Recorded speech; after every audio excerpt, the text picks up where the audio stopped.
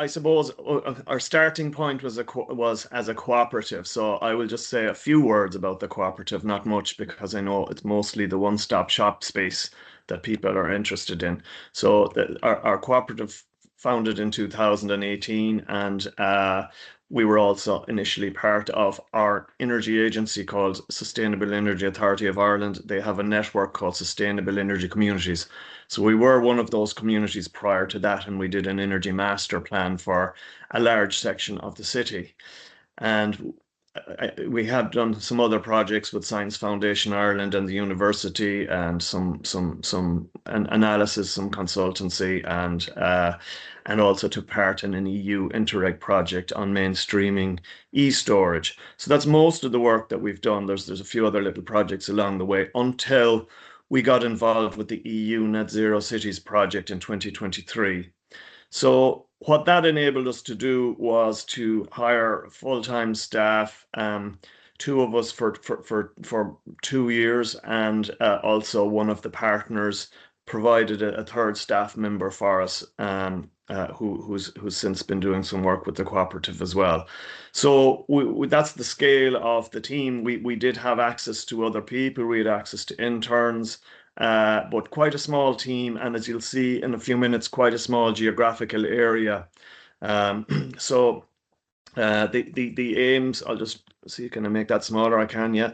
The aims was to look at this area of West Side. It's not really a proper geographical name. It's a cluster of areas in the city, and also working on a lower income area. So excuse me. Yeah, there we go. I'll skip over some of the other collaborations. This is again to do with the cooperative. We had a twinning with 𝑾𝒂𝒓𝒎 and 𝑉𝒐𝒎, and we also looked to initiate some hydrogen and hydro projects in and about Galway. And we're now collaborating with 𝑾𝒂𝒓𝒎, who are mentors for us, on another program called CLR Enablers. So that's enabling us to continue on and also to plan our next steps.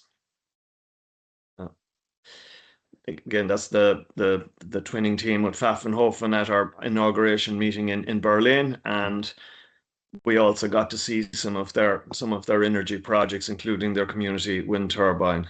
So again, some of the background projects. So the pilot city, that was took us about 2 years in total, and to get off the ground, just to find a base in which to be in, and also to recruit and to do the project, I suppose, planning and vision, took about 6 months, and we weren't full-time at that stage.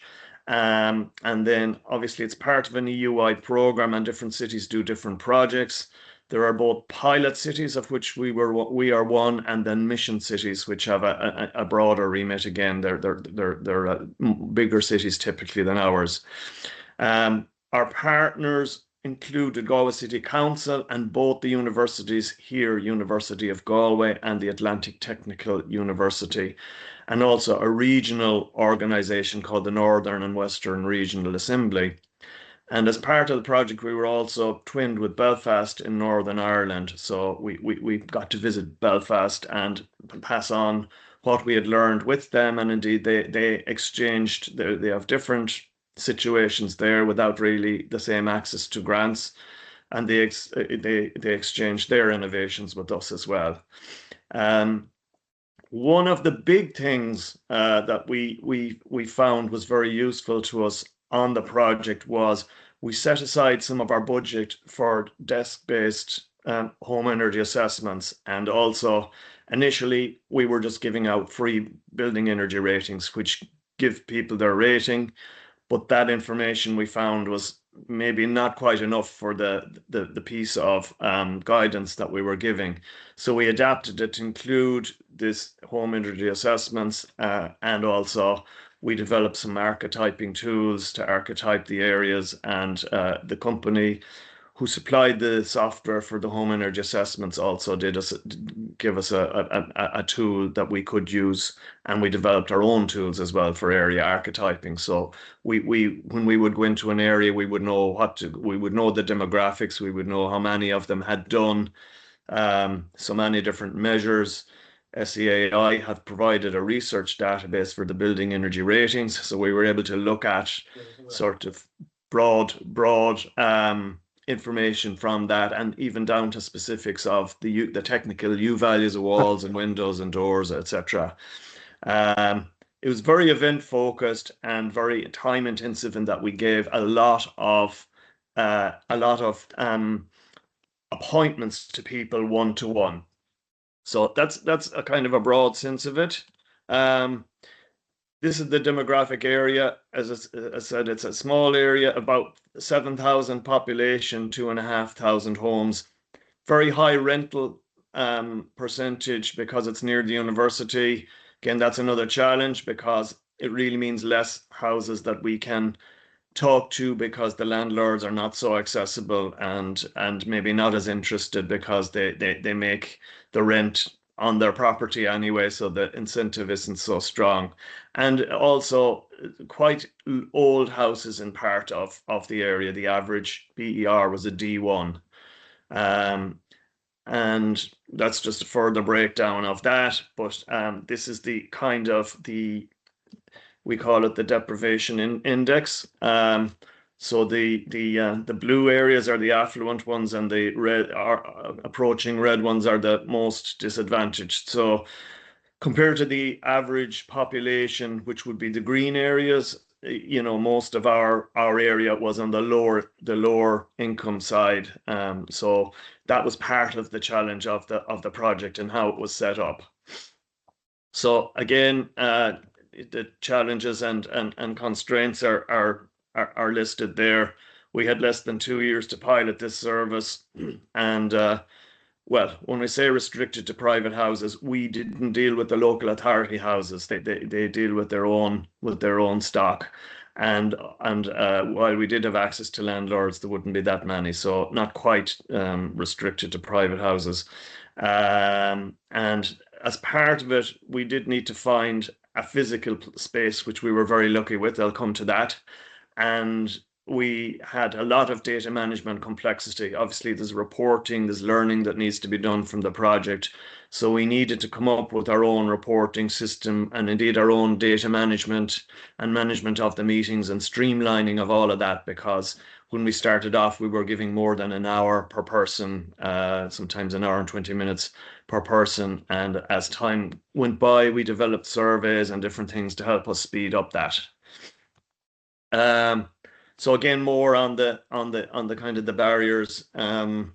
Whether I think lack of information was a lot of it. We have a grant structure in Ireland that's quite complicated, and people really don't know how to navigate their way around that. And again, with the demographic that we had, there'll be some literacy issues and some just older demographics where they're not as technology literate as some of the younger. Obviously, it's not fully age related, but this technical literacy as well. And then obviously financial barriers. Even though there's grants, people will say, well, yeah, even with the grant, I can't afford it, or I can't afford to pay for it up front and then get the money back later. So these are some of the challenges. The prioritization one is more just people being busy. Lots of families. We didn't, it was trickier to get them to come to events. And then there were some supply constraints as well, although we found contractors for most of the work for people. Now, I should have said at the outset that we run an information only service, so we don't project manage, but we do help find contractors. So again, I spoke about some of these already, the building energy ratings and the desk-based home energy assessments, the surveys, and the technical support. Generally, we ran a lot of meetings, a lot of events. We went door to door. We had an open house with the local authority. And we also, during the project, some of us became mentors for Sustainable Energy Authority of Ireland, the energy agency, under that Sustainable Energy Communities program. So we were helping to recruit people for their community energy grants and to get them to join Sustainable Energy Communities, where they could achieve an economy of scale for projects. So we initiated a group of houses to join into a scheme that was a kind of a version of this community energy grant. And the rest we did digitally. We set up a website which we adapted as a legacy at the end of the project as well. And then obviously there were daytime events and evening sessions. There were at all times. That's just an example on the left of a shallow retrofit, and on the right of a deep one using the software that we're using. So it's like a menu that we produce using this software. So we were able to get some licenses, and it's quite a bit cheaper than doing a building energy rating. If they already have an energy rating, it's very easy to produce one of these. If they don't have a building energy rating, we would have to encourage them to get one. And we were able to provide 100 of those for free on our budget. So we filled up that 100 allocation, and then we did, I think, about another 140 of these type of reports from that, and from people who already had a BER.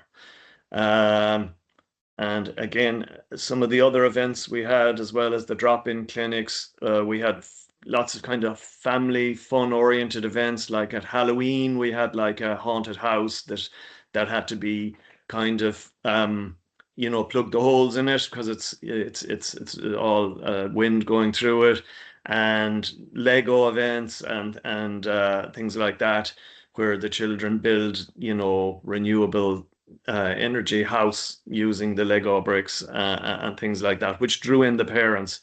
And then a lot of neighborhood specific events, and even a technical one using ecological building systems, who are a company who have these materials for kind of older houses, maybe from the 1800s or from the early 1900s, and so on. So they have, and they also specialize in ventilation solutions as well as these insulation and plastering solutions. So we brought them to a community.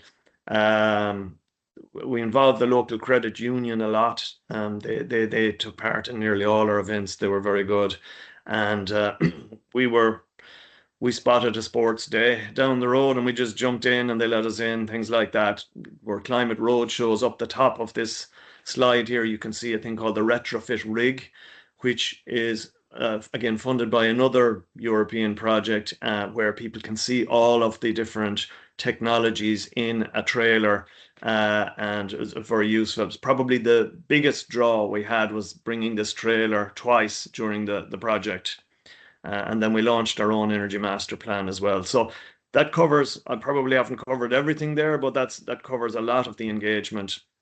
And then some of the metrics, I just checked the time a bit here. I'll probably wrap it up now in a minute. So the metrics, you can kind of get a sense of those. We signed up 481 clients, so 244 consultations. That's from both. We ran some of them at the events and most of them in our office. So we had a lot of consultations, and then all the other things that I mentioned already. And in the pie chart, it just shows the different types of grants that they were going for. We used university kind of methodology as to where people were on their journey. So as part of our metrics, we were always charting where people are on their journey, so we can go back to them and say, right, you were considering, how far have you gone now, or you're at the planning stages, how far into the planning area. So the follow-up support, but also they came back to us as well. And we estimate, if 200 did complete, which they wouldn't have yet because there's a time lag, we'd have saved 287 tons. So I'm going to skip over the project learnings because I know there's a Q&A, but I think a big part of it was the energy assessments that we're running. But I suppose also that we're a smaller project than a lot of the peers here, smaller staff numbers. So part of that was to learn learn, in the context of a small area and in the context of setting up a one-stop shop from scratch, what would you do? And also in the context of the demographics of being a lower income area. So I'll leave that there. One thing I didn't mention was the centre. We were located in a fantastic location, the West Side Resource Centre, which has lots of community-focused organisations, not-for-profits housed there, and the centre themselves really engaged in the process. And I suppose down there in the bottom left is sort of an idea of the data-driven approach that we had as well. And I'm going to skip over all of this because again, some of it is repeated. So these are just pieces of advice we gave for replication, building strong networks within the community, offering free assessments, and good data management. Again, a lot of this people would be doing in their own projects, and then obviously there's the grant structure in Ireland as well, and the community aspects. So that's all of the EU net zero cities. We did have a 3-month extension, very similar. The main difference, this was government and local council funded, but we didn't have the free audits or assessments anymore. Very event focused, very much focused on KPIs. We were to meet a number of KPIs, so a slightly different approach, but a lot of it was in holding a lot of events. So again, there are similar learnings, and we have similar advice for replication from that, but that was broader, that was citywide, and so that I'll probably leave it at that because it doesn't leave much time for questions otherwise. So I'll stop sharing at this point, and thanks everyone for listening.